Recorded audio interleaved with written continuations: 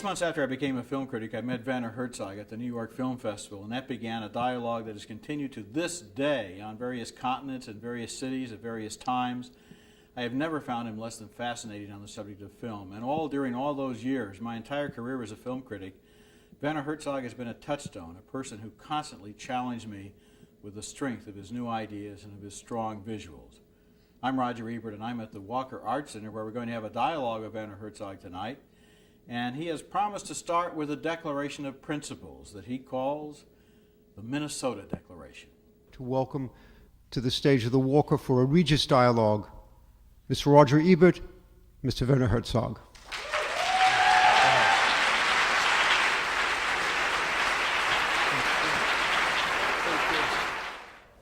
Thank you.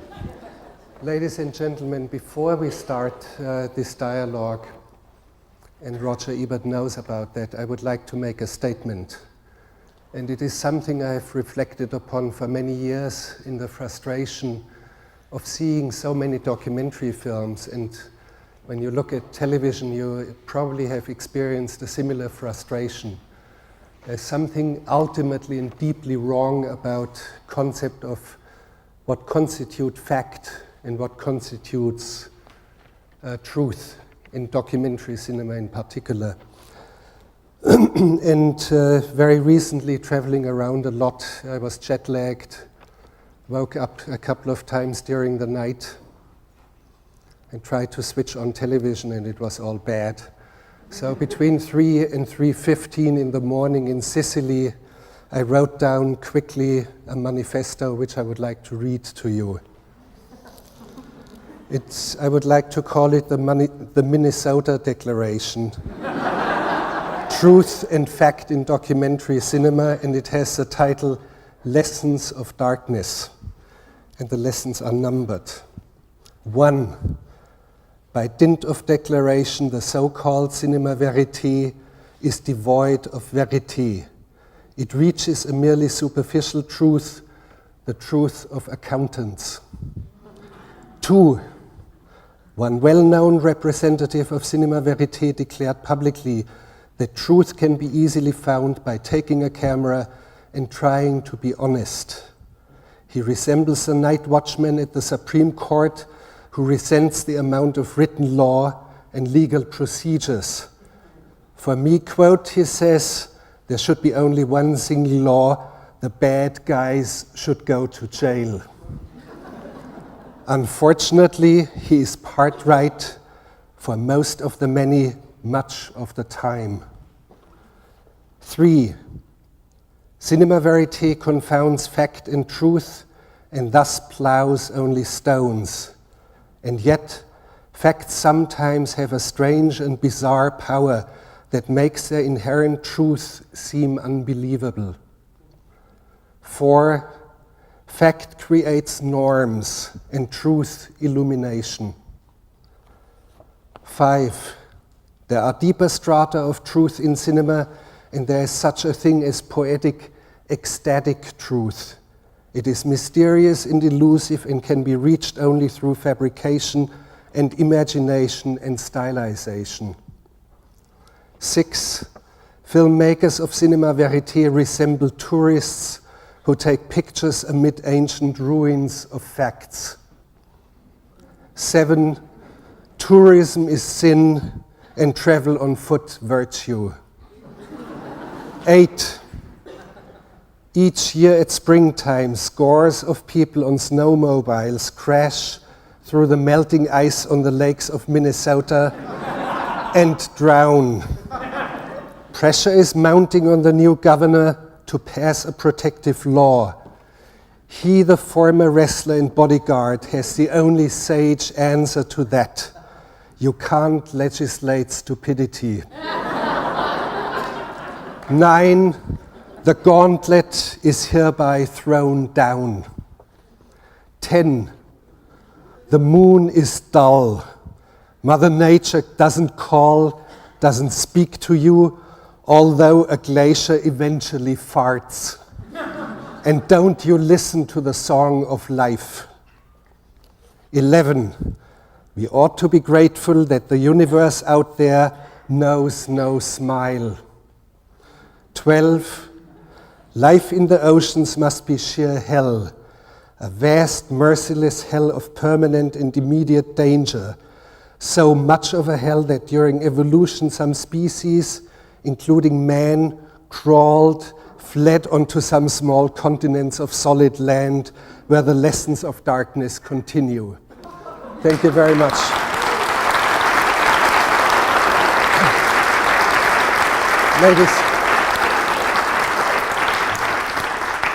Ladies and gentlemen, I've never had a majority on my side throughout my life. I wish you to adopt this as a Minnesota declaration by acclamation. So, and I have asked the Walker Art Center, who was kind enough to invite me with this kind of stuff, to distribute the text to you, because some of it, as a souvenir to this evening, which I enjoy a lot already. Thank you very much. Okay.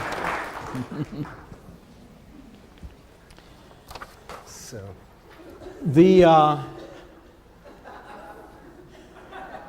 I have a question to ask you about the Declaration, but I will wait until it is handed out, and I'll say something first. The first time I met you was in 1967 at the New York Film Festival, and I had been a movie critic at that time for 6 months.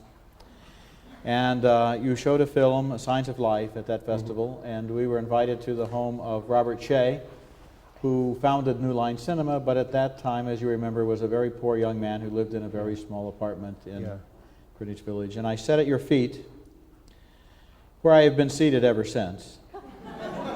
And we were both 25 years old, and I knew at that moment that I sensed, in a way, that as long as I would be a film critic, I would be interested in what you did because you burned with a special flame, with an intensity and with a joy. And it has been true. And now all of these years later, I know every time I see one of your new films that I am going to be inspired by it. And I remember in particular, and I wrote about it in a note for the Walker, a time when we sat at the Martinez Hotel in Cannes, and you told me that we are starving for images. Starving for images. And I said that I went out and I looked at a movie and it had people running around, and then people in cars, and then people smoking cigarettes in diners, and then they got back in their cars. Or on the telephone, yes. And they're on the telephone, and I thought, it's true. It's true. We cannot look at infinite variations of these 4 shots and call it the cinema. And when you use the word ecstasy here, ecstatic truth. Ecstatic truth. I think that may be the very key to what you're getting at. It's not easy to get this across. What does it mean, ecstatic truth, and what constitutes just mere fact, which is the truth of accountants. Even though one has to, we shouldn't dismiss the power of facts, because as one of the lessons says, facts create norms, and they create norms including ethical norms. When you see, for example, footage shot in concentration camps right after they were liberated, it is fact, and nothing but that. And it has such an immense power that it creates norms of moral behavior. So we should not dismiss that, but it's not the end of it. It's not what can be reached in cinema. There are deeper strata of truth, and you have to be inventive, and you have to fabricate, and you have to stylize, and you have to catch and try to find this elusive magic of images. And if we don't have these images, if we don't develop an adequate language of images, an adequate grammar of images, our civilization will be sort of maybe even die out like the dinosaurs. I have the feeling that we must develop adequate images, and they are limping behind, they are lagging behind. There have been such dramatic evolutions in the past decades. And when you look at television or at much of what Hollywood does, there is something very unsatisfying, and there is a deep gap between what is us and what these images are. And so that's where we have to look out for that. You wrote or spoke once of your belief that the ordinary person has within him enormous poetry that is not liberated, and you talked about hypnotizing people and asking and telling them that they were looking at a giant sapphire, which was such a hard stone that a poet, the greatest poet, or an emerald, an emerald, that he had spent his lifetime engraving a poem into this. Yeah. And then you asked them to read the poem. And Sure, ordinary people, maybe you could tell that story, because it shows that there is a poetry inside of us that we're not always willing to access. Yeah, it refers to work on a film which I did many years ago. It's called Heart of Glass. All the actors in the film acted under hypnosis. It was not a circus gimmick. It had to do with a story where a village collectively lapses into trance, or like sleepwalkers walk into a foreseeable disaster. So for the sake of stylization, people were hypnotized, and they opened their eyes under hypnosis without waking up. Americans, by the way, hated the film because it's so slow and people speak so strangely.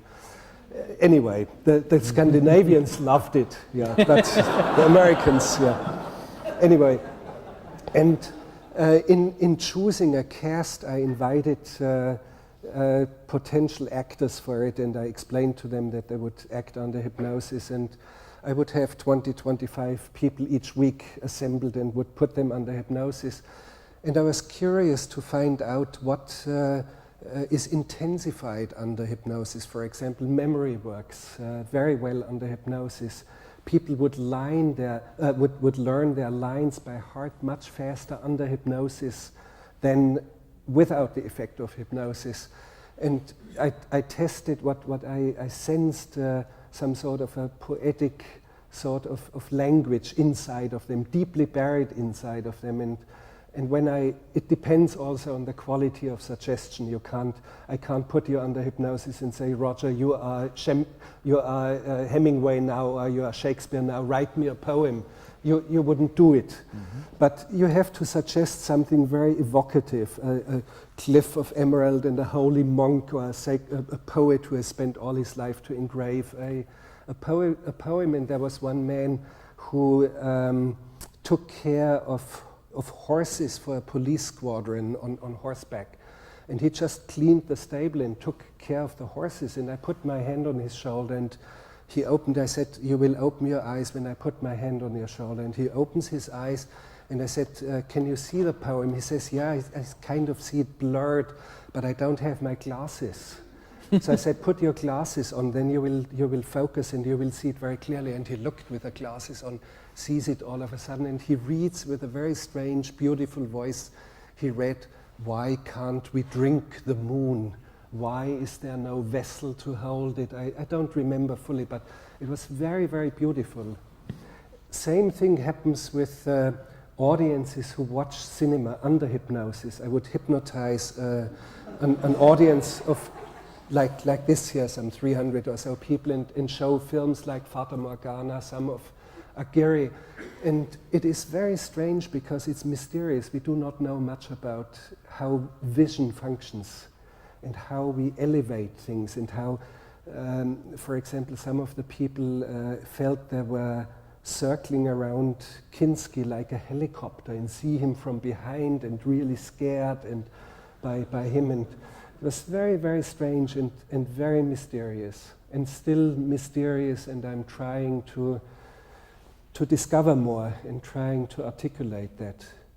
We have one excerpt which... Yes, we have an excerpt that we want to start with from Lessons of Darkness, which is the film about, well, I shouldn't say what it's about because it takes place on another planet. Yeah, okay. Can we see that, please? And it's the very beginning of the film Lessons of Darkness. Number one, this quote, the collapse or the cataclysm of the stellar universe will occur like creation in grandiose splendor. Philosophers or people who know about philosophy asked me, I've tried to find it in Pascal's works. Is it in Pensée? Is it in his thoughts? Or where is it? And I kept evading the question, and I kept saying, yeah, I had this critical edition of him, and it was in some appendix. Truth is, it's all made up. I made it up myself. But why? Yes, it sounds funny, but it has a very particular reason. As an audience, before the film even begins, you are sensibilized and you are elevated to a very high level. And I do not allow the audience to step down from that ever during the film. Mm-hmm. Everybody, of course, knows it's about Kuwait. It pretends to be a science fiction film. The next image that you see is I show mountain ranges, valleys, and the landscape enshrouded in mist. The mountain ranges actually were less than a foot tall. It was some tracks of trucks in the sand in Kuwait. And I shot it close up and panned, and it was all because it was so hot and so overheated, it was kind of steaming or smoking. But for me, it looked like a strange landscape, and it is a fabricated, it's an imaginary landscape, it's an ecstatic landscape, not a real landscape. And the first creature that we encountered on this planet is not just an extraterrestrial. He was just one of the firefighters who wanted to have the water flow in a hose being cut off or something, because he tramples on it in points and does things. And I kind of liked him. I liked this man, and I made him into an extraterrestrial. And that constitutes something that is deeper, that is beyond the facts. Fact is that what you see, the landscape in the mountain ranges that you see, are just tracks in the sand and no more. But in our imagination and with a kind of music and that text that you have read before, it constitutes a deeper, strange, deeper, ecstatic truth. You know, it does. I saw it at the Telluride Film Festival for the first time, this film. And, you know, critics sometimes make ridiculous statements, such as, I laughed so hard that I fell out of my seat and had to have artificial respiration and be given oxygen and so forth. I try never to make statements like that, ever. But I will tell you something that, because I never make statements like that, I'm telling you it's literally true. Sometimes when I'm watching a film, I will feel an electrical charge go through my body, a tingle. Mm-hmm. And I get that so frequently with your films, a moment when it's like when the Star-Spangled Banner is, when you sing it before the baseball game. I don't know if any of you feel like that. I do. Mm-hmm. Even though I may think it's a pretty bad song. I think we could have a better song for our national anthem. But when I saw this film, I was sitting in my seat and I had been transported to this place that had to do with with the fires of hell, and you knew the story of the war, but also you saw the sights that we're going to see in the next clip. And then several months later, I saw a very bad film on the same subject that was shot for IMAX. Yeah, they had exactly a 5-story screen and 180 speakers, and it was accountant's truth. Yeah, and exactly, some narrator saying, 193 fires burned out of control for more than 6 weeks. And I'm thinking, Werner didn't use any narrator he let us feel. Yeah. It was the feeling, and feeling more than just this event, it was the feeling of the symbolism of it. Yeah. And maybe we should look at the next clip, because it shows the approach, and with the music and with the slowness of the camera. Instead of cutting down into a documentary rhythm, we look at this and that. You have the immensity. And, all of you probably have seen the fires of Kuwait on CNN or in the evening news day after day after day, always in these 15 seconds clips, and always this sonore voice over it that Saddam was bad, or something like this. Yeah, you know, 7 million gallons of oil a second. Yeah. So and here we have an event that is unique in human history, and it is singular. It is kind of singular, and it will remain singular because technically it cannot happen in the future anymore. And it has a great significance. And I thought I will go with a camera out there because it must be recorded for the memory of humankind. There is something deeper about it, something more significant than just pollution of this and an invasion by a dictator and a guy whose name is Saddam and who is bad. So maybe we can see this clip here, yes. this excerpt.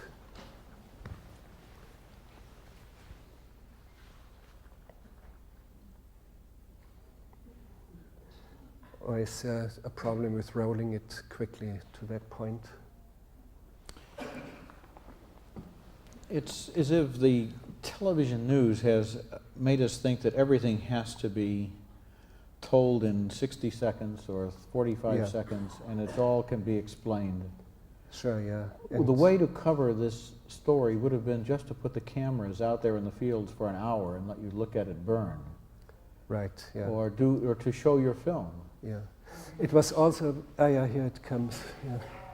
It's okay, we'll eventually get lesson number 7, I think, and a smoke arose like a smoke from an oven. That is. Now we have to stop. No, let's show it, it's okay, whatever Okay. comes.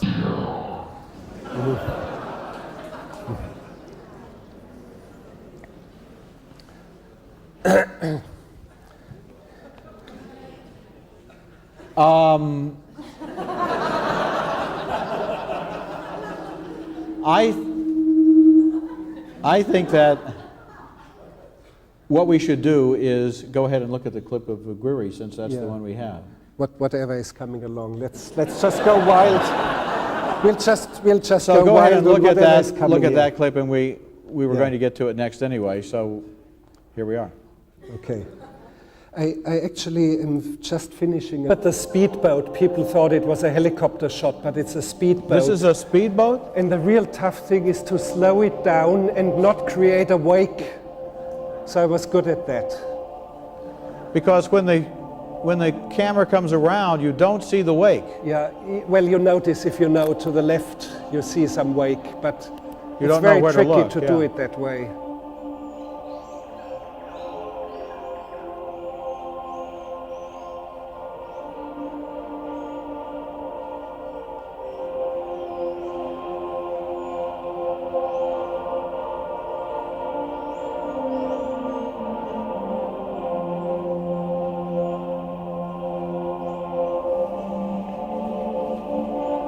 Wow. Okay. And that is man's pride and his ego, and we are all on the stream with Aguirre, with big plans. This film was the film that really, I think, made you famous all over the world, and it was... But it took quite a while. It took many, many years until anyone wanted to see Really? the film. Which is inconceivable to me. Oh no, it happened, the film was finished and it was shown at the Quinzaine des Réalisateurs in Cannes, where it had some attention, but from then it was lost. Nobody wanted to see the film. And in Germany at that time we had some sort of a rating system. It was a panel of a jury which decided whether the film was culturally valuable or even particularly valuable. Totally ridiculous system, but it was helpful because cinemas would get tax reduction if they showed one of those films. So, and there were very, very clement and very benign sort of panel who would toss this at every single film, almost every single film that year got this label valuable or particularly valuable. Out of 62 films or so, only 3 films didn't get it. 2 of them were 2 hardcore pornos, which didn't get it. And the third one was unique because it was Aguirre, and in cases where the panel decided unanimously, in this case 5-0 votes not to grant any sort of label to it, they have to do it in writing, and it's a wonderful document. It says that the film was so unbelievably bad that panel members needed to vomit. In particular, Klaus Kinski's performance was of such deep stupidity and embarrassment that the panel could not help but decide unanimously to deny any sort of evaluation for this film. So out of 63 films, this was the only one that really made them feel anything. Apparently, yes. This is it's incredible to me, because when I see this film, it is one of the great epics of the period of time when I've been a film critic. But the Cannes Film Festival didn't want to accept it. It was shown to the festival president, and he said, I don't take such bad films. So I ended up in a side event, which was a Kazan But it is clearly a great film. Yes, but, I mean, I saw it. Please, Roger, go back to 1972 I'm sure you're right. and talk to these guys. Just speak to them and make it clear to them. It actually took some 4 years until the tiniest imaginable distributor in France took it for no money at all. They exhibited it in 2 little theaters with 110 and 90 seats, respectively. And all of a sudden it was sold out for 2.5 years. And I saw people in the afternoon lining up in the rain around the entire block. So I was totally stunned. What the hell is going on there? So I'm still puzzled about it. You know, the folly of the expedition, of these people in armor, and they're carrying their women in bearer carriages, and they have their clothes and their priest and their rituals and their allegiance to the king who is 1,000 miles away, and they are in the middle of this jungle that is sublimely indifferent. Yeah. And it's such a wonderful example of the way that we can convince ourselves how important we are when nature is so indifferent to us. I mean, I can't understand why the jury or the people in Germany on the panel wouldn't understand. I had these difficulties quite often in my own country. The last big thing was Lessons of Darkness, which showed at the Berlin Film Festival at the Forum, International Forum, and there were something like 1,100 people, and they howled in disgust and shouted me down and spat at me, and it was just stunning, and I thought it was a good film, and I stood there and I said, "You're all wrong, this film is good," and there were shouts that I glorified the horror. And I said, yeah, well, Mr. Dante Alighieri did the same in the Inferno, and Hieronymus Bosch did it in his paintings, and Goya did it in his paintings. So what? So and then the Gregor, the festival director, he told me, can't we get out here backstage? I said, no, I'm going to walk down all this aisle, and I walked down. Of course, I had even agitated them more, and they spat at me and threw things at me and howled. 1,100 people in howling disgust. You know, so, and it's a very it's truly a fine film. I swear to God. Just I don't know whether it has been shown yet here. I'm reminded of when Salvador Dali made Un Chien Andalou, and they showed it in Paris, and he loaded the pockets of his coat with rocks so that he could throw them back at the audience.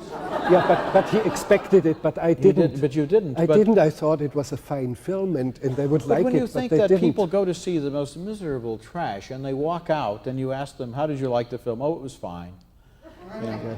It is a tribute if people have a strong reaction, if you reach them. Now, they may have a reaction that seems to be stupid, but obviously the film assaulted them in some way that was important to them. But Roger, you see, I really do not spend any sleepless nights over that. Good. And it's fine, and it's honorable to have many a foe out there. So fine, good. But you know, there was one moment in the Kuwait film that I'm sure you know, the one I'm referring to, when they fight and battle and struggle for covered with oil and with dirt and with exhaustion to put out this fire. Yeah. And then the man smiles at your camera and he lights it again. Yeah, and the text says that some some of those pilgrims. They're like on a pilgrimage. They it's about life without fire. Has life without fire become unbearable for them? And now they reignite it, and now they're happy again. Now they are content again, and they grin at the camera and smoke a cigarette, and they're in true bliss. And when I filmed this, I just made a joke behind the camera, and I said, "Don't you laugh." And they just couldn't hold from just somehow grinning inwardly. And I made this text, and then you see the text says, "Others seized by madness follow suit." And you see two other guys who throw a torch at this gushing oil, and it reignites. It was actually needed for technical purposes because the fires would spread out into lakes, and the whole lake of oil would catch fire. And they would have had a much larger problem if the lake had expanded to other oil wells. So they reignited it on purpose. But I transformed it into some sort of people who cannot live without fires anymore. And This is what we're talking about in the manifesto, because the 60 Minutes approach would be they reignite the well so that it won't Because spread of to the it. lake and Sure. Start other fires. Yeah.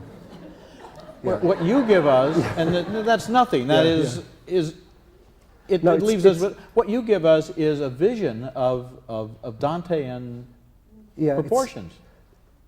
what I would call the poetic or ecstatic truth that can be inherent in pictures, and they can be organized. You have to find them, you have to organize them, you have to fabricate them.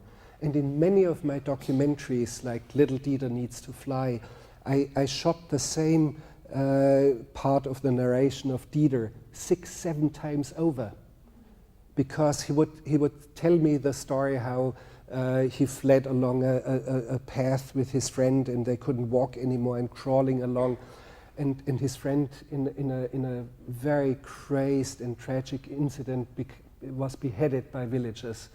And Dieter, not knowing why he does so, totally exhausted and delirious in fever, grabs the only sole of a tennis shoe that they found and tied with rattan to one of their feet. They would alternate it, grabs it and then runs. And Dieter told me this story on camera in a way that was totally exceptional.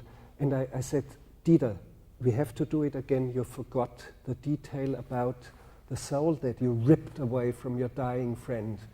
So he told me the story again, and again he forgot. Or he would give me the detail, but spend endless time in totally useless details. He had no concept of the density of narration. So I would shoot it 6 times over, like a feature film. And I would guide him, and I would say, "Dieter, do it like this. Forget about the details. I'm not interested behind how many rocks you hit, and that there was a round rock and this and that. It's not interesting. We need to focus on the few things that are essential. And the essentials all of a sudden in combination with the man, with what's in him, make something very, very special."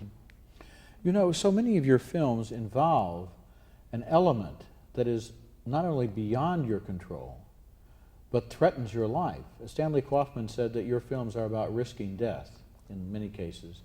When you think of going into the jungles of Peru and going into Which is not a risk. Well- Any idiot can do it without being harmed. it is not a risk except that people were killed by arrows that when your group was attacked. No, nobody was actually killed, Oh, but, good, but okay. one man was shot with a very huge arrow through the throat. Oh, that was- And I just met him a few months ago. He can even sing by now. He was very proud. Well, you see, that he can. that would and- qualify as a risk to me. Well, But other another person, his wife was shot by 3 arrows. They were 7 feet tall arrows with arrowheads that long and razor sharp, made out of bamboo.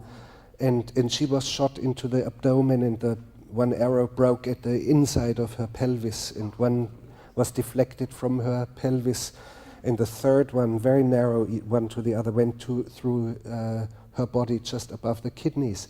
And we had to operate on our kitchen table in the cab because we couldn't transport them anymore. They would have died. So for 8 hours we operated on them, and I assisted with a torchlight, lighting the abdominal cavities, and with the other hand I would spray the mosquitoes away. So there are tough moments. You have to go through them when... But you see, I want to... It's not a joke, it's... If I can continue my point a little bit, because the Tarzan movies were shot in Burbank. And you have spoken to me in the past of the voodoo of location, of the notion that the film has to take place in the right place for the film. For example, you use some of the locations of Murnau's Nosferatu for your Nosferatu. You went onto the top of a volcano that was scheduled to explode, and if it had done so, we would have been gone. You would have been killed. Yeah. You were once on top of a mountain, stupid. And you were covered with snow. But Roger, this thing about the volcano is more a singular event because it was kind of stupid and blind lottery, and we knew that if it would explode with the force of a couple of atomic bombs, Hiroshima size, we would be airborne. That's what I told the cinematographer. He was scared, and he said, "But Werner, what's going to happen if it blasts?" I said, "We will be airborne." So, and I asked him, "Are you still with us?" And he said, "Yes, I'm going to be with you." So, but that was the only stupid blind gamble. Well, what I'm see is that frequently you seek out a story in which there are elements in the story that involve the kind of courage or risk or effort that leads. For example, when you use Bruno S., he is a person who is not controllable in the way that a Hollywood actor is, although he may be more intelligent than a Hollywood actor. In film after film, you welcome, in Fitzcarraldo, you decide, having already told us that you fictionalize some things in documentaries, you then make a fiction film, which literally is showing us the truth. You are actually moving the boat across the land, even though any other director in the world would have done it with models. The so-called plastic solution, which was offered to me, by the way, by Hollywood people who were interested in it. But it's like this is like a spiritual quest. Each film is like a test or a situation in which the filmmaking itself, not just the film, but the filmmaking is part of the test that you set yourself. No, it doesn't really count what the challenge was during the making of a film. The only thing that counts is what you see on the screen. That's the only thing that remains. The only maybe thing what you counts. see on the screen is enhanced by what the actors and the crew are really doing. Maybe you sense something that is more than just shooting in a studio. Mm-hmm. When you see Aguirre on this raft with 450 monkeys and they bit like hell. I got bitten 50 times. There were only the cinematographer and me on board that raft, and I did the sound. So I was defenseless because both hands were somehow occupied with the microphone and the Nagra. And I got bitten all the time, and you just are not allowed to scream. You just try to shake them off. You're the sound man, right? I'm you the can't sound spoil man your in own this, work. But I think as an audience, you sense there is something that is going on there, which is different. But Roger, I have to say one important thing about the so-called plastic solution, a little model plastic ship over a studio hill in Burbank or so. Pulling the ship 360 tons over a real mountain in the middle of nowhere. The next town was 1,400 kilometers away, where you could make a phone call or buy a torchlight battery. Pulling this real ship over a real mountain in one single piece was not done for the sake of realism. When you look at the film, the moments where the ship goes over the mountain looks transformed into an operatic event. It looks unreal. And that's a strange thing, a very strange twist, that something extremely factual, extremely naturalistic, realistic, transforms into a great scene of opera, a great event of opera. And to achieve that is a very strange procedure. On the other hand, Roger, I knew pulling a ship over a mountain, which has no precedent in technical history, so you have no one to help you and in to real guide life, you. they took the ship apart. Oh, and- sure. yeah. They would transport ships over across Peru and put it together on Lake Titicaca, high up in the mountains, but disassembled in hundreds of pieces, and some engineers would put it together. Any idiot can do that. So, but the strange thing is, and I knew it beforehand, I knew that doing this for real would create things that not the most fertile imagination could ever envision. And things happened, or for example, just the sound of the hull croaking and screaming and farting and yelling out is something no sound man on earth would ever have invented. And little details and incidents happened that became part of the film, which all of a sudden is very rich in life. It's very much alive, Yes. and it comes because we didn't choose to shoot in a studio. And it's not that I'm looking out for the dangers and for the adventure stuff. I hate adventure, and I can't stand the concept of adventurism. It's just ridiculous. I mean, where it became really obviously ridiculous was the time, at the early time of the century, when people tried to reach the poles, South and North Poles, as the first ones in history. How totally stupid and ridiculous that was.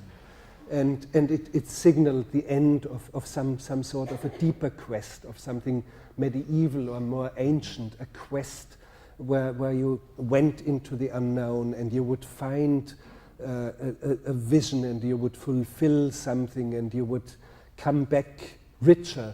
You are not any richer by setting your trample on some piece of ice and you establish, this is the North Pole. So Well, what? What I think, and it might get us into our next clip, is when the ropes are around the giant pulleys Yeah. to pull the ship, and we know, you don't know it from the film, but we know it from other sources, that the Brazilian engineers told you that the ropes would break and whip around and cut everyone in two, and they left. They left. The engineer left, They didn't. yes. The engineer Yeah. didn't want to be there when it happened because Yeah. you wouldn't listen to him. Well, when Kinski is looking at the rope, Yeah. and we're hearing the groan of the timbers and the Yeah. twang of the rope, and we see his face, no actor, no conceivable actor could stand in front of a blue screen or stand in front of a prop rope. And how would he look? Yeah. You know.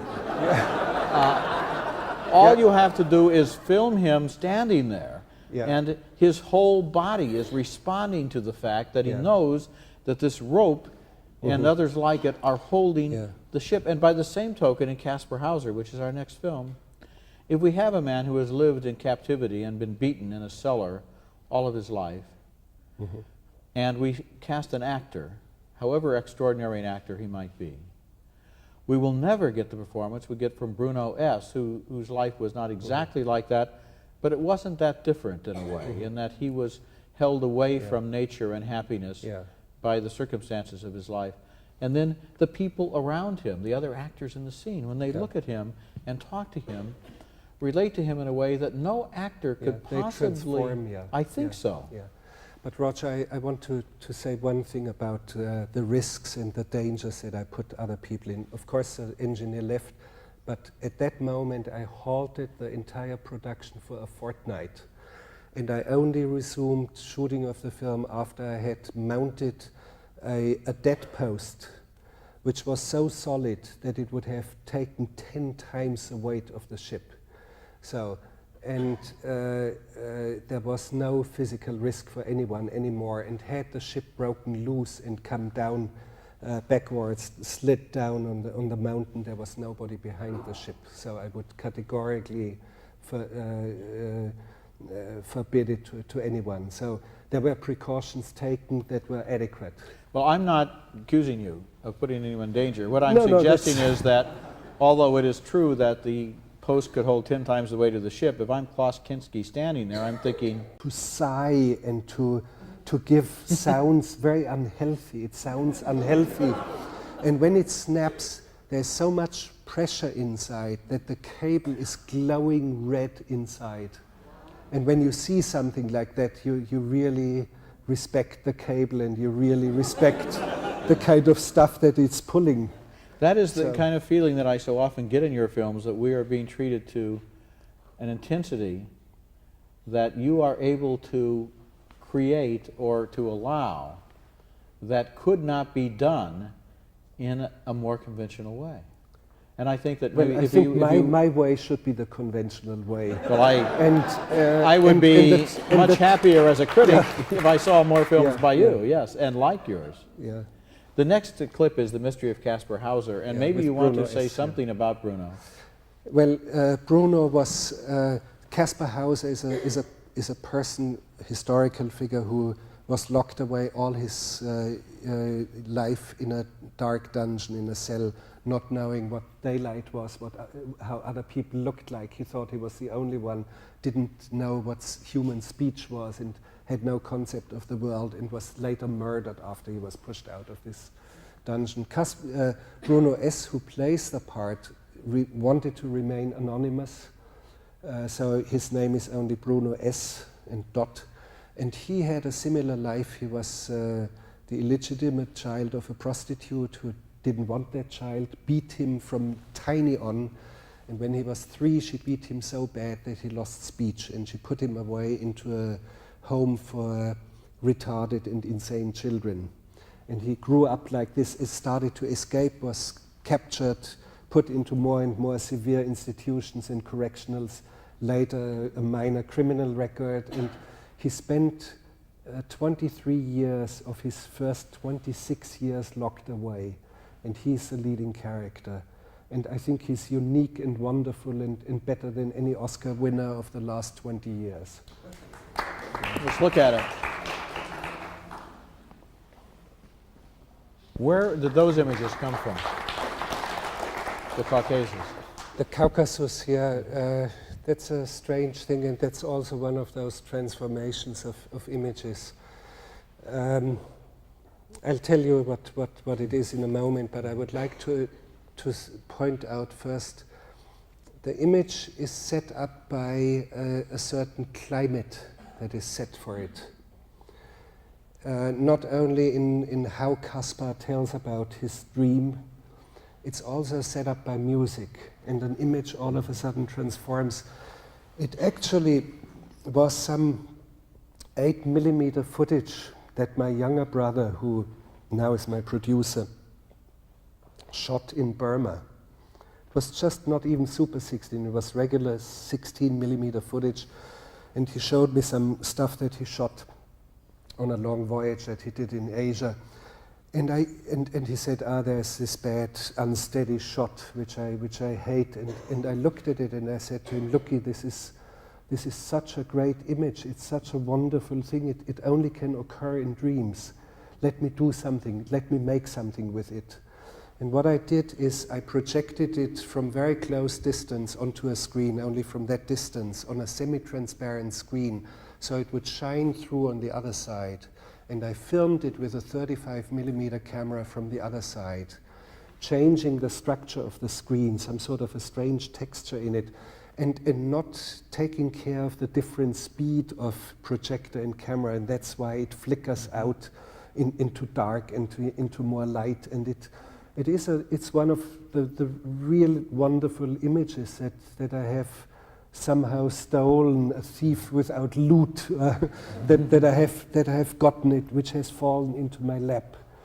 And I think as a filmmaker, you have to develop an eye for what is the truth, the innermost truth, what is the power of an image, and to put it in the right context and create a climate for that will create something special.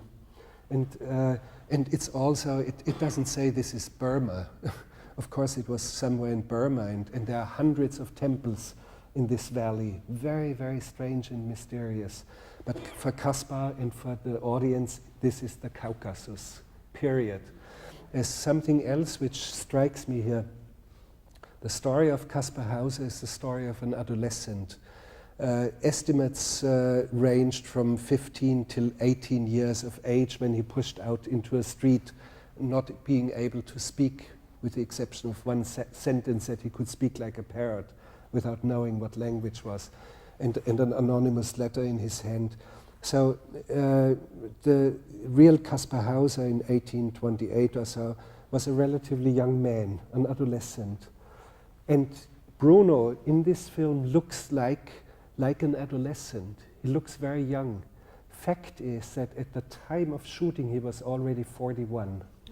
Wow. And you have to be able to transform someone into something very hard to explain how it's being done, to make him sublime, to make him credible all of a sudden, from deep inside to be an adolescent.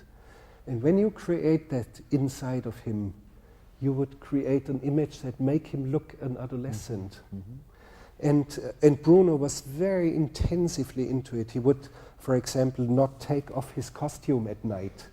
And he would sleep in it, and he would not sleep in the bed because he was always accustomed to be on the run and flee from police. So I found him in one morning, he overslept, and I knocked at the door, he didn't answer. So after fifth time, when he didn't answer, I pushed the door open, which was not locked, and he was sleeping on the ground right next to the door. And I pushed the door at him, and he bolted, he shot bolt upright, and he said, "Yes, Werner, what is it?" And it was so frightening for me to see that he was still in this fear of being captured and being taken away by police and being locked away again. And so I said, "Bruno, we don't have to hurry, you overslept, but now we are going to have some coffee first, and the crew is going to wait." So, and he got nervous. I said, "Bruno, but all what is inside this man, inside of this totally tragic and catastrophic life that he led, there is something that can be made visible and perceivable on a screen." And as stupid as it may sound, that's my profession. That's what I have to do. And you used him again in Strozik, and Yeah. in both cases there was a texture to the performance, an originality. Look, for example, when he says, "I dreamed," and you Yeah. show him Yeah. like this. And he says it I can't put it into yeah. words, but I know that a professional actor, and actually it sounds as if I'm saying professional actors should all quit, and that's not what I'm saying, because that's not what I believe, but that he was able to give you an aura, an unspoken quality that would be very difficult to create if it weren't there. And it's Nobody the same wanted thing that to happens in accept him. Strozik. Nobody wanted to accept him. There was a participation of a TV station in it, and they said, "You will under no circumstances hire a man like him."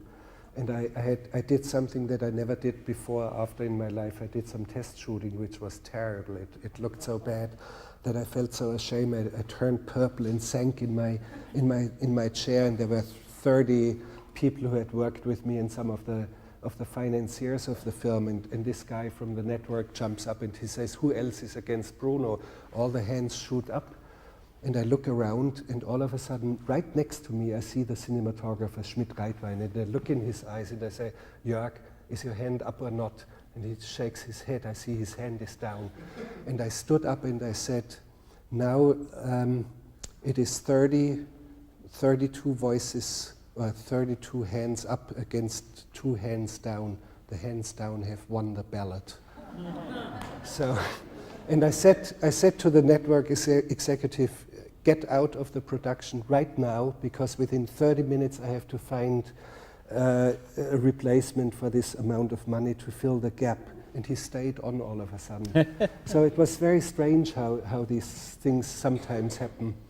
And it happens, I learned from medieval monks who did not do the accountant's sort of balloting, not like we do it, counting the ballots for yes and no.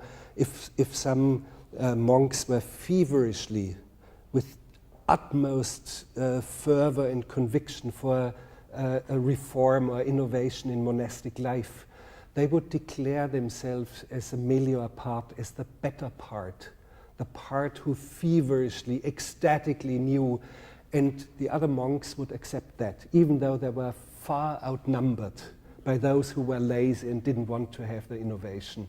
And I thought this was a very fine principle. And when you make films, you are not allowed to be democratic in the sense that we know nowadays. Mm-hmm. Do you want to introduce the next film that also has Bruno in it? We have a yes, Stroszek was a film that I had to do for Bruno because I made a contract with him to do Wojciech with him after the drama fragment of Georg Büchner, probably the finest drama writer, who died at the age of 22 in the early 1800s. And all of a sudden, when everything was prepared, I realized, oh my God, that's a mistake. Kinski must play this part. And actually, Kinski did Wojciech later. And I called Bruno, and he worked in a steel factory driving a forklift. And I said, Bruno, it's terrible, but I have to tell you, I cannot do this film with you. And there was long silence, and he said, but Werner, I have already taken my vacations plus 3 unpaid weeks of vacation to do this film. And I sensed it was terrible. So I said to Bruno, today's Tuesday. You know what? I'm going to write a screenplay quick. And I invented a title. I will call it, sounding a little bit like Wojciech, Stroszek. I said it will be called Stroszek, and by Saturday you will have the screenplay in Berlin, and we do something else. So I sat down, and in 2.5 days I wrote this screenplay, and we did this film together. Thanks God. And we might mention that when you sat down to write the film, it was based on a visit you had made a year or so earlier to Plainfield, Wisconsin. Right. Yeah. Which you might want to describe. Plainfield, Wisconsin is one of my favorite places in the United States, like Wall Street Stock Exchange or San Quentin Prison or Las Vegas or so. One of the focal points of the United States. Here it's a focal point of horror and anguish. It's a place where 5 people became mass murderers within a very few years, including Ed Gein. And my friend Errol Morris was planning to write a big book on Plainfield, had spent months there.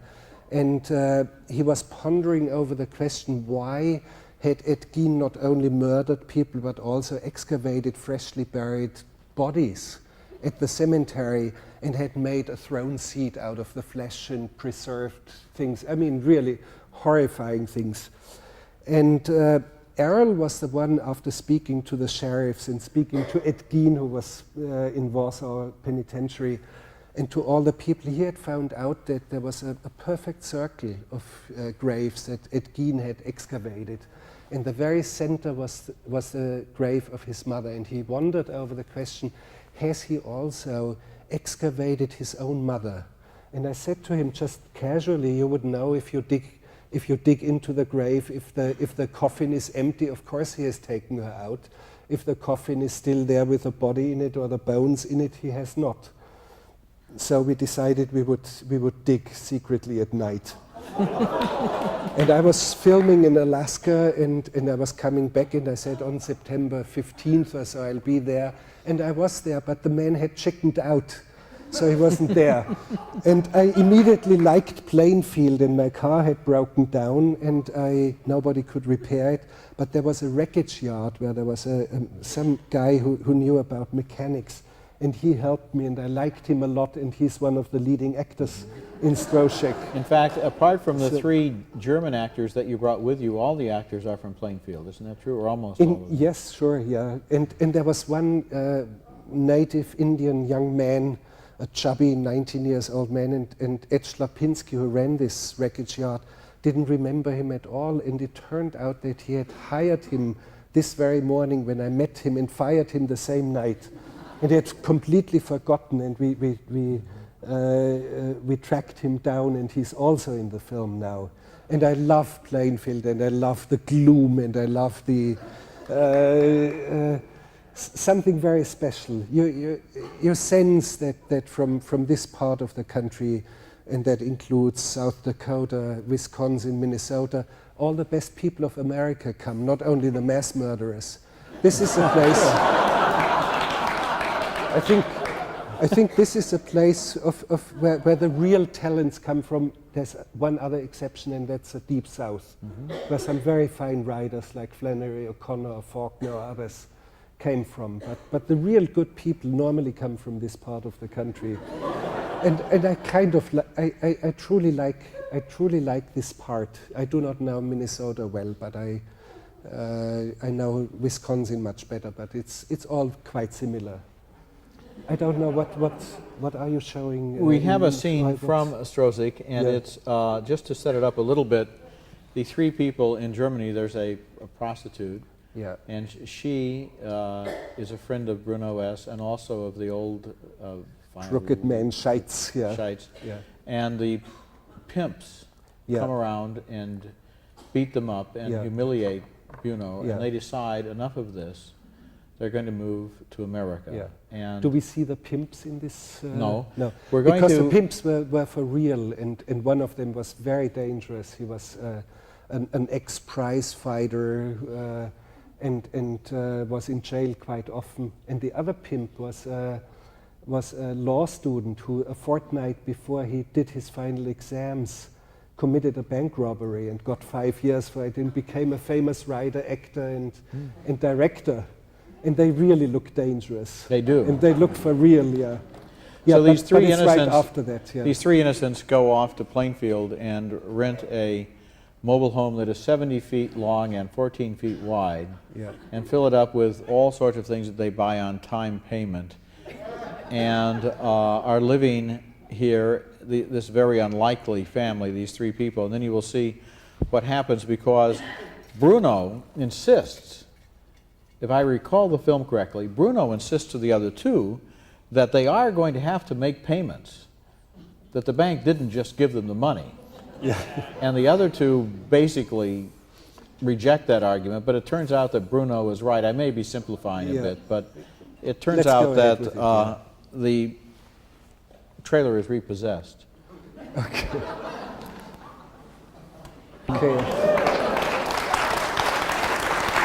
And that shot of the trailer leaving the frame, and he looks out at the barren landscape, that is, there goes the American dream, exit right. Somehow, yes. And you, of course, made a documentary later about auctioneers called How Much Wood Would a Woodchuck Chuck? Because you became fascinated by the speech pattern, and I love the fact this auctioneer says, I can't understand a word you're saying.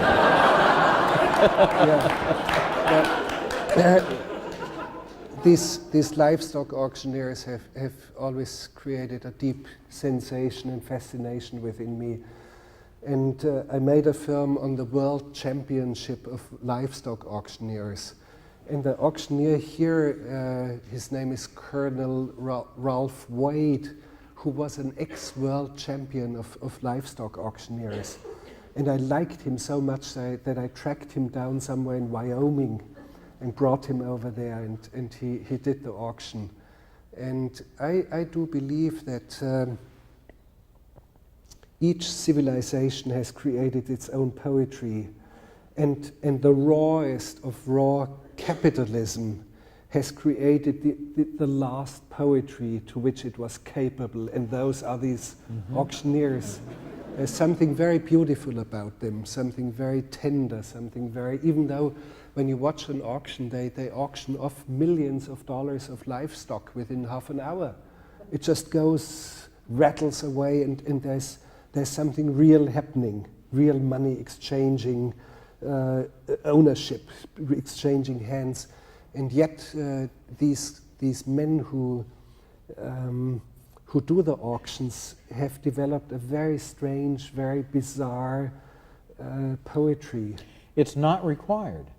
That's the thing, that we are so accustomed to auctioneers that we don't stop to think how odd it is that somebody should talk like this just because they're selling something. They could say, how much will anyone pay for this trailer? Mrs. Smith pays, she bids $4,000. They don't have to talk, and they have created an art form that is completely sort of irrelevant to what they're doing. An ecstatic ritual. Yes, it is. And I like it a lot. So that has always been in my thoughts, and that's why this scene was in it. Now, the young man who's standing next to him with the big tie plays the banker in the film. And he has that beautiful scene. He is so polite. Yeah. He's trying to explain to them. But really phony also. Yes, but he's got all of the little learned phrases. Yeah. The bank is trying to work with you here. Yeah. You know, in making your payments because you haven't paid us anything. Yeah. And it's a wonderful film. I am so pleased, by the way, that a company, I was going to say right here in Minnesota, but I gather they're partially here and partially in Detroit, is bringing out your films on DVD, because here we saw some disintegration.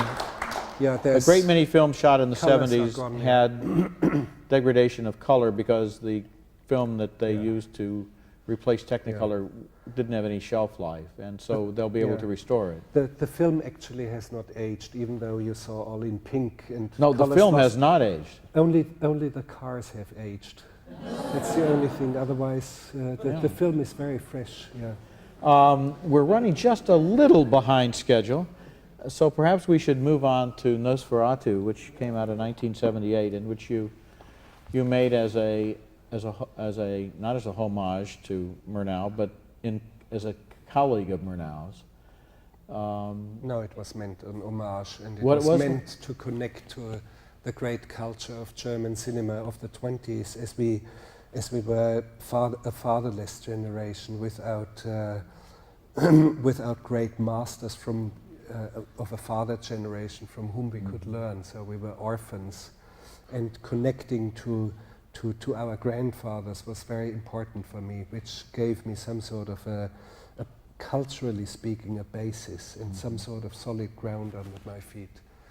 And it is an homage to Murnau. I didn't want to use that word because it is also a work in its own right, of course. No, but I bow my head in reverence. I know that you deliberately shot on some of the same locations that he used. Yes, in Lübeck, one of them, yeah.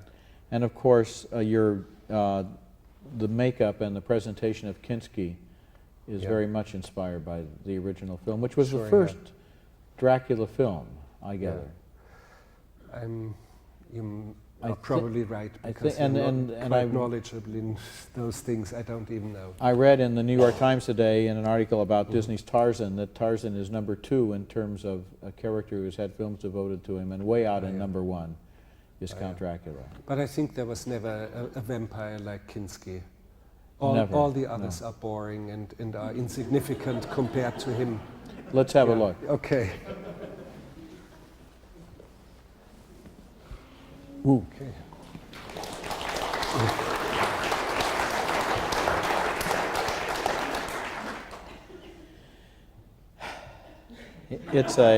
And of course, when he's looking at her, we're reminded of the line earlier in the film. He looks at her photograph and tells her husband, "What a beautiful throat." Yeah.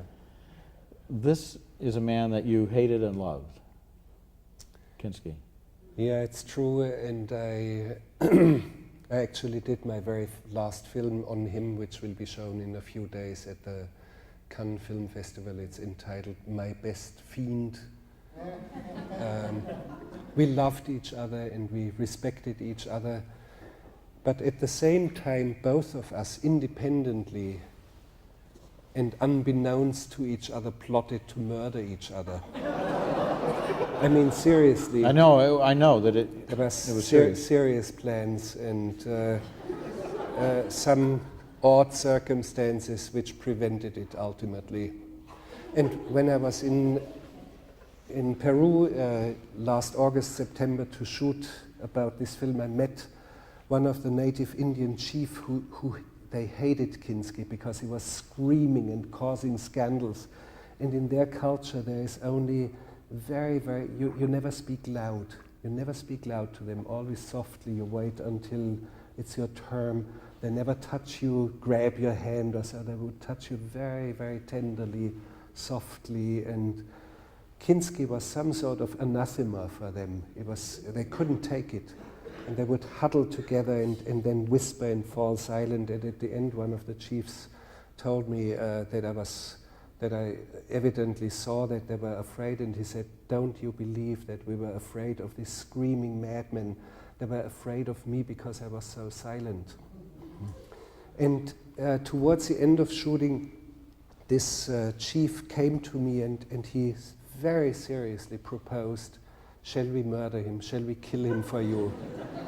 And I looked at him and I saw it was serious. And for a moment I vacillated, and then and I realized that I still needed Kinski for the last couple of days of shooting to complete the film. But the instant I rejected this idea, I regretted it already. So and this being torn between liking him and regretting that he was not murdered somehow is still within me.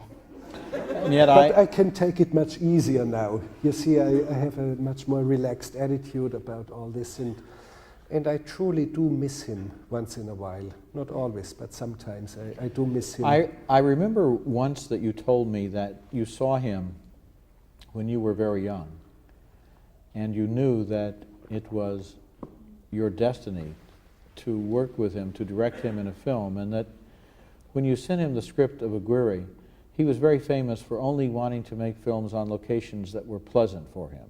Yeah. He used to boast that he never saw any of the films he was in, and he didn't care about any of the films he made, and he chose his films on the basis of where he could get a good hotel. And you wanted him to go 1,000 miles upriver in the rainforest, and he asked you why in and God's live on a raft. and live on a raft and with the mosquitoes, and he said, "Why in God's name should I do this?" And you said, "Because it is your destiny." And apparently he listened to that, nodded, and agreed.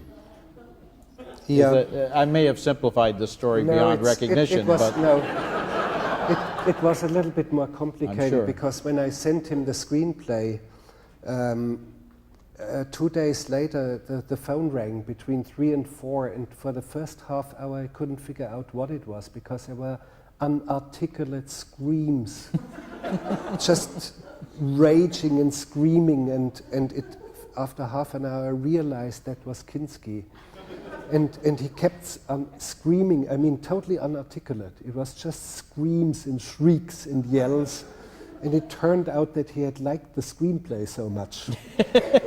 But at the same time he didn't want to go because it meant he would rot away in moldy costume, and he would live on a raft and all these things. I left no doubt that it was not going to be an easy sort of thing to do. And besides, we only had $360,000 or $370,000 to make the film. So it was kind of hard thing. And of course, I said to him, yes, there is destiny, and we can't, even if we try, we will not be able to escape that.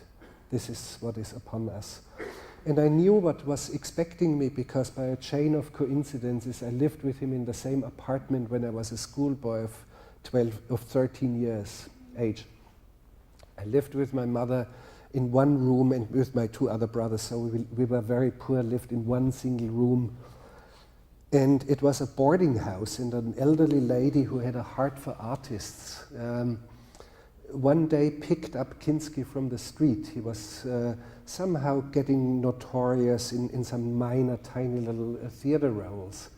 And she picked him up literally from the street, or rather from an attic where he stylized himself as a starving poet. And Dostoevsky's Idiot, that was one of his stylizations of his earlier life. And he would live there stark naked and filled the whole attic, not with furniture, only with rustling dry leaves. And when the mailman knocked or rang, he would come through the rustling leaves, stark naked, sign something, and close the door again. And this lady Clara picked him up from the street and gave him a little room for free, fed him and did his laundry. And from the first moment on he entered this apartment, he wrought havoc on everyone. He didn't waste a minute, and I remember that in the first 48 hours, in an unabated, non-stop tantrum and fit of raging anger, he locked himself into the only bathroom for all the parties there for 48 hours and kept destroying and smashing everything into smithereens, into such small smithereens that wash basin, toilet bowl, bathtub, all made of china, could be sieved through a sieve afterwards. and he would do unbelievable things. I mean, and he would do unbelievable things. Oh yes, I mean, much wilder stuff, much wilder stuff that I witnessed. And after 3 months, he was thrown. Actually, my own mother threw him out after a wild incident. And of course, I knew what was going to expect me if I had to work with him, and he had caused so many scandals, and had broken so many contracts. And I knew exactly, and that somehow made me think about the unthinkable, the utmost. So when he threatened to leave location 10 days before the end of shooting, and the film was by far not completed yet, and he was not allowed to do that, because I told him the film is more important than our private feelings and our personal lives. And I had months or even years to consider what would I do in the worst case scenarios. All the scenarios were played through, and I told him I will not deliberate even 2 seconds. And I told him I would shoot him right here and now. He would reach possibly the next bend of the river, and he would have 8 bullets through his head. I was actually unharmed, and the press made some stupid things out of it, as if I had directed him with a gun from behind the camera for the next 10 days. But Kinski had instincts. He had real instincts, and he immediately sensed this was not a joke. And within less than 15 seconds, there would be 2 dead bodies on the site. And he screamed for help, and he screamed for police, and the next police post was more than 400 miles away. And they would have testified me any sort of hunting accident anyway for only $20. So, but again, and the amazing thing is, he backed down, and he was very docile and very good. And we owe the performance with a monkey to this docility and the discipline.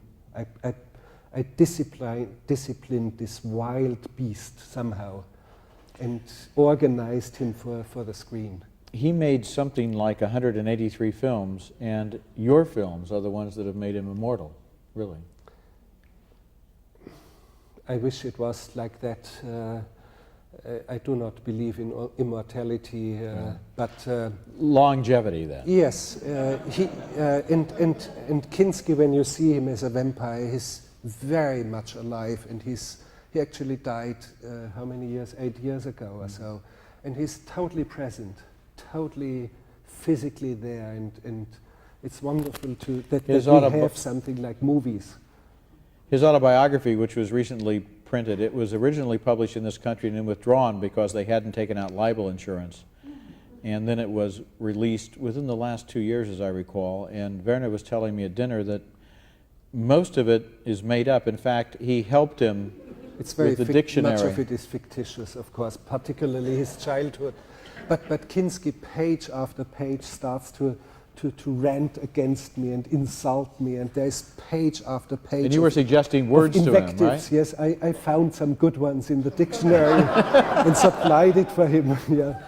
Let's go on and Yeah. look at him again in Fitzcarraldo. Now, this was a film where you began shooting with Jason Robards and Mick Jagger, and then Robards developed a mimic dysentery Yeah. and was too ill to continue, and you then had to take the entire production and move it several hundred miles away because of a border war. Yeah, they burned down my camp for 1,100 people. And then you started attacked, again with yeah, Kinski, inviting him to come back into the jungle that he hated, and he did come back. Well, he always claims that he loves Mother Nature, but it's all fake and phony. Yeah, but anyway, yeah, that was one of his stylizations. Let's look at Fitzcarraldo, which is another great film.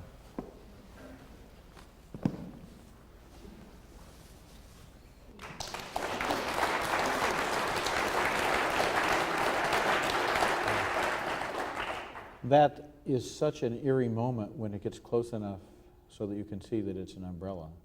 Yeah, Because there shouldn't be anyone further upriver than they are with an umbrella. sure. It's a great image.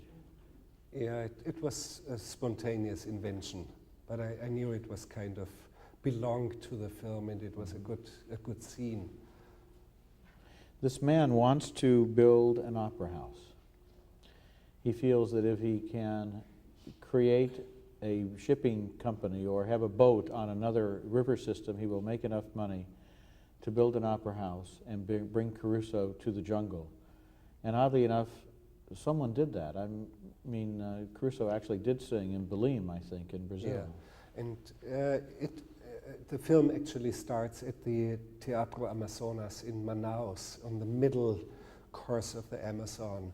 And it was built something like in 1905. And at that time, the city of Manaus didn't exist. It was the time of the rubber boom. And only a few overnight billionaires built palaces in the middle of the jungle, and all the rest was shanty towns. And they built this lavish, unbelievable, dreamlike opera house in the middle of the jungle.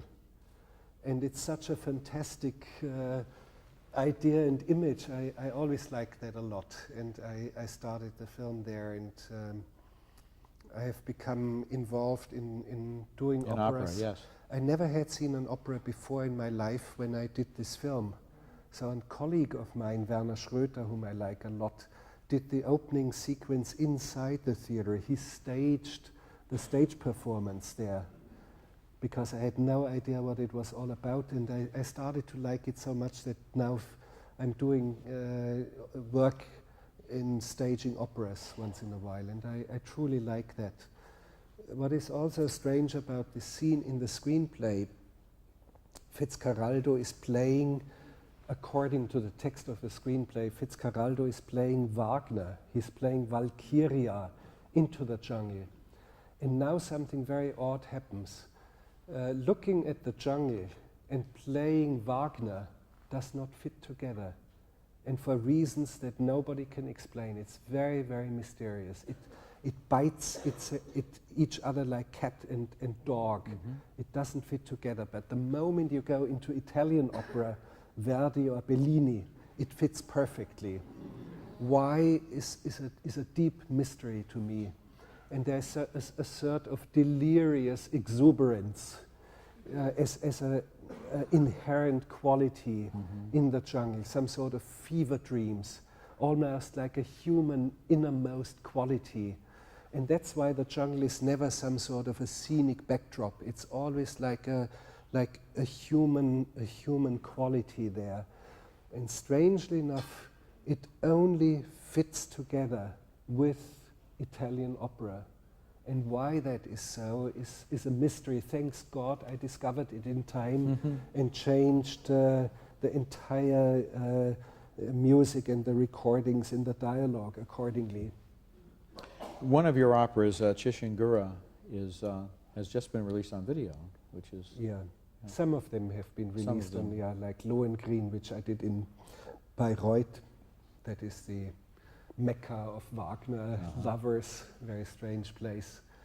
and I did some other places in La Scala in Milano. But it's very good and healthy for me to work and breathe and live with music very intensively for a few weeks. I remember your in a row. documentary, the backstage documentary of the stagehand Yeah. singing along with the Yeah, with the star. transformation of the world into music. Yes. We are running a little bit late, and we have one clip we still want to get to, and I think that this is a very important clip to, or even we may even show two clips from Little Dieter Needs to Fly, because I think this film fits into your declaration in a very Yeah. interesting way. This is a film that is completely true, but it may not be completely factual. Yes. You And said it very well.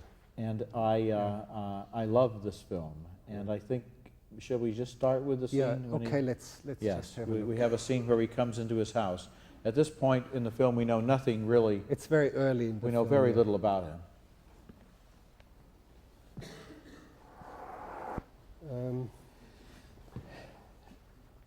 Now, Yeah. that's not entirely, absolutely 100% factual. Yes, and I have confessed to more educated audiences, and I will do so again. I was intrigued by Dieter's house, that when you enter the house, there are 7 or 8 oil paintings of open doors. And I asked him, Dieter, why do you have that sort of images? And he couldn't really answer it, and he said, yeah, I kind of like that, and open doors, and I like to have an open view. And I realized that it was a very, very deep metaphor for him in this unbelievable drama of his captivity and the ordeal he has gone through. Liberty meant to be able to open and close a door. And I invented, and I asked him, Dieter, you bang your car door 2 or 3 times and open and close the door a couple of times for us, for the camera. And you kind of see that he's a little bit shy about it, and he becomes very sympathetic through that. Even though you have no idea of the film, you started to laugh, and you laugh in appreciation. You immediately have a warm feeling about him.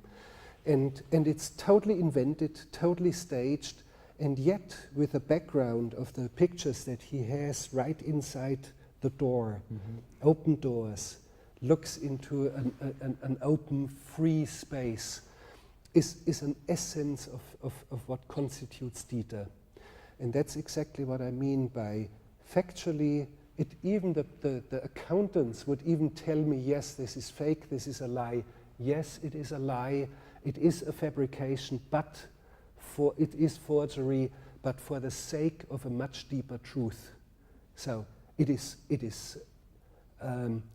false, or it's fake, and it's fabrication, and yet it is a deep poetic truth about him. And that's what I try to defend, and that's why I am against cinema verite, and that's why I'm against the superficial sort of stuff that you see day after day after day on television. I just get sick and tired of it, and we have to find means to find this the deeper truth that is possible on film. There is something that we should work on, and that's why the gauntlet is thrown down. And that's why I go into such wild, rambling statements like we ought to be grateful that the universe out there knows no smile. So, it has nothing to do with truth and fact in cinema, and yet it is connected, because that is a poetic truth. And that's against all the political correctness of those who are the lovers of these phony lovers of Mother Nature and eat the vitamin pills in pound after pound and do. Yes, I'm against them, and you may whistle as much as you want. I like to have you as my enemy out there, and we can meet later in the men's room and sort things out. But I think we have to voice somehow. I needed to voice my concern, and I needed to to state certain things that have been in turmoil inside of me.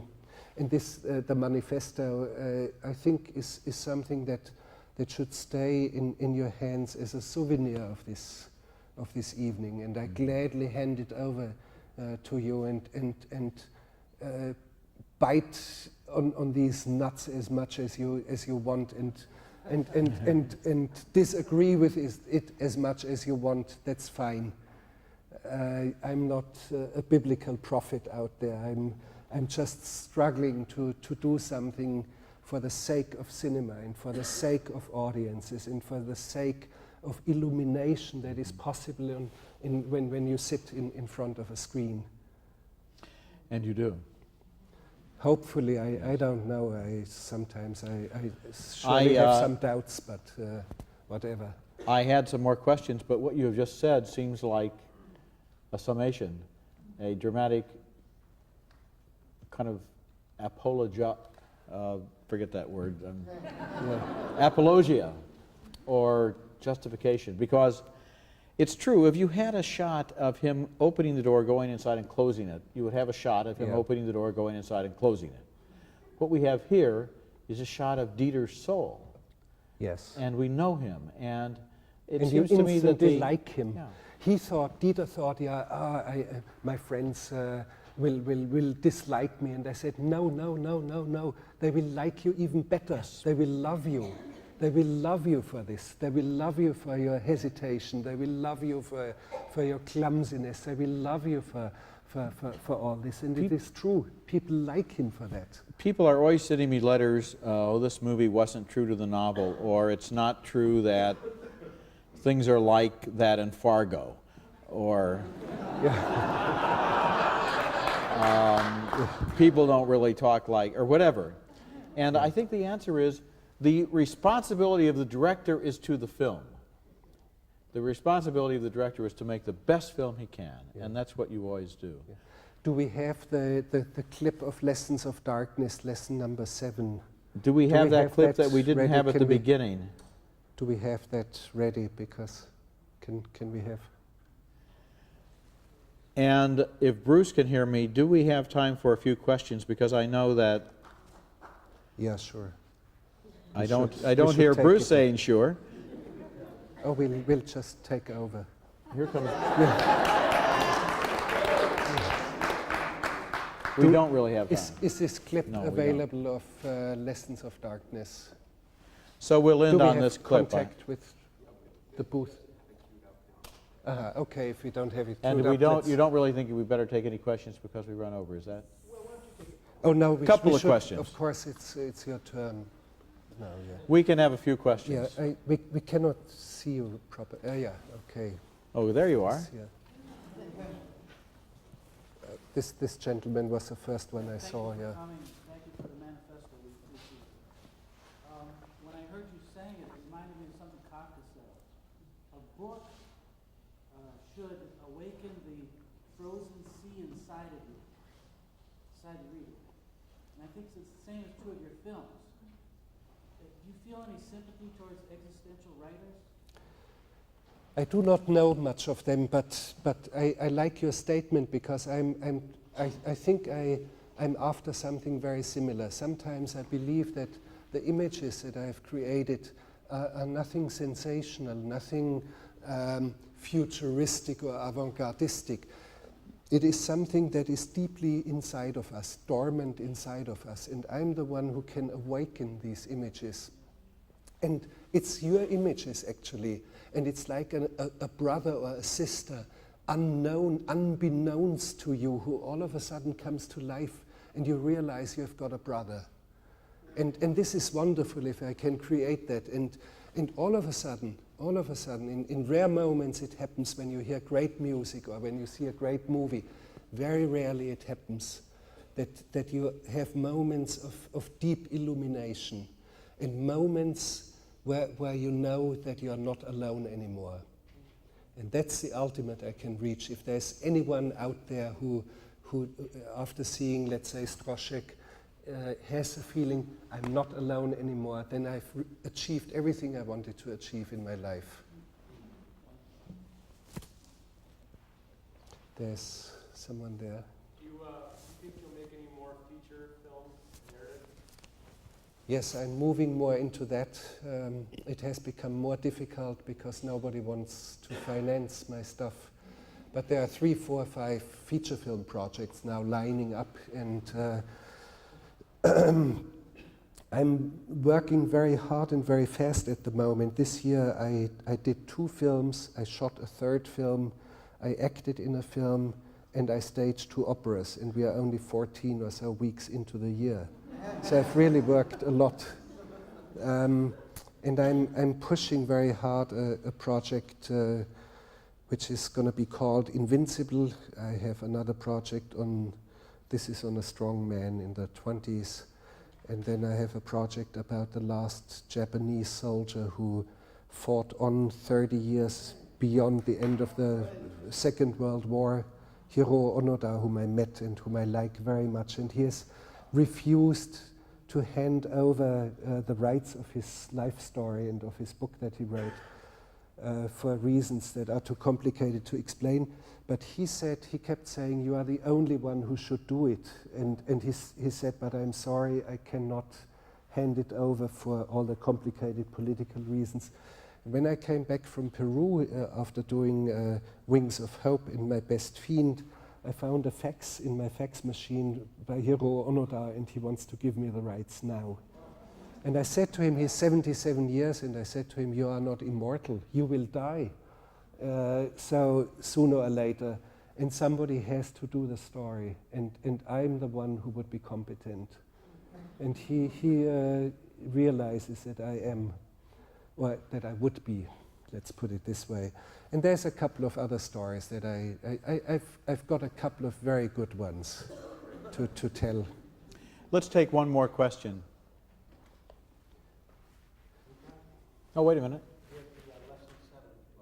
Yeah. Oh, we have may lesson show that 7. at the, yeah, let's show lesson 7 and then take one more question. Lesson 7 and then one more question. I hope it's the right lesson. It's just Good. something about ecstatic images. No, that's not number 7. Okay, let's stop it. That's lesson number 2 or so. Can we stop it? That's not the right one. Anyway. So let's take one more question, please. There was somebody there, the gentleman. You're familiar, obviously, with Errol Morris's work. Yes. Can you comment on his use of recreations in the Thin Blue Line? Do you consider that as a pursuit of reaching a kind of static truth? I wouldn't like to quote and go into the Thin Blue Line because there are other films that make it much more evident that he's a comrade in spirit somehow, who is not, of course he's also fabricating, but he is very deeply in stylizing, into stylizations of great enormity. And in this film about the 4 people, it's Fast, Cheap and Out of Control. There are wonderful stylizations about old movies, about this lion tamer, one of the stars in the early 50s, in childhood reminiscences. And I would like to point your attention to one film that I really love dearly, and that is Werner, Florida, which in my opinion is one of the greatest quote-unquote documentaries in the American film history. And the enormity of his will to stylize creates a depth in this film that is unprecedented. I have nothing to compare with. It's a wonderful film, and you must see Werner, Florida. It has something very deep and beautiful. Vernon, Florida is a town where Errol Morris discovered that a large number of people were missing limbs because they were cutting them off to collect the insurance. And in fact, so many people had done this that Vernon, Florida was known locally as Stump City. Or Nub City. Nub City, yeah. But when he went there to film a film about these people, he found that they were prepared to kill him. Right. So he decided to focus change more his on mind. turkey hunters and Yeah, so yeah. forth. Yes. No, he's a very, very... watch his stuff. And there are a couple of others out there internationally. There's this a French, very, very fine, what is his name? Anyway, I could name a lot of people who are doing quite different stuff, but they are trying something similar, to deviate, to depart from the accountant's truth and go somewhere else. And whoever is out there is welcome. Let me just say that not only are many, of course you had an opportunity, many of you, to see a lot of Werner's films here at the Walker. Some of you didn't see all of them, may have seen films tonight that you want to see in their entirety. Many of them are available on New Yorker tape and can be rented not only locally, but if you can't find them locally, you can rent them through the mail from Facets Multimedia, Home Film Festival, and so forth. Even better news is that Anchor Bay is bringing out a large number of his films on DVD, of which the first title, in the near Nosferatu, future, yeah. in the Nosferatu future, was the first, yeah. Nosferatu is already out. And these are the films that make it worth going to the movies for. We just can't, we cannot survive on Adam Sandler and Pauly Shore. We just can't do it. I'm not implicating you. I'm making that as my own statement. We need films that put us in touch with the full spectrum of what it is to be alive and to think and to fear and to dare.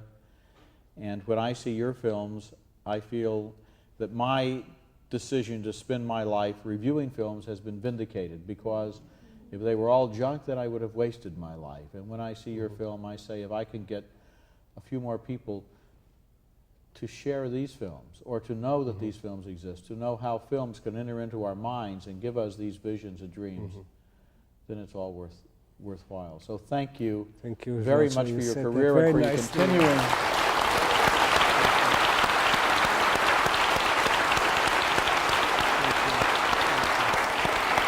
Thank you, Walter.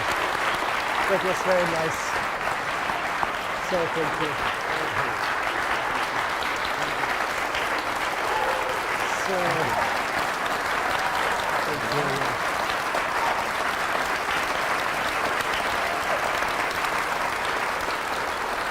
Thank you very much. We could have gone for another hour easily. Okay, thank you very much.